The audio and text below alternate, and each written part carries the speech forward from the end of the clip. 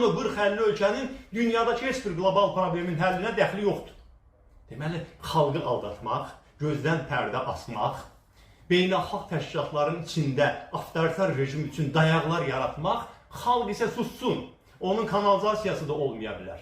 Onun istilik sistemi də olmaya bilər. Onun suyu da təmizlənməmiş verilə bilər. Azərbaycan xalqı da heç nə olmaz. Onun səs vermə hüququ yoxdur ki.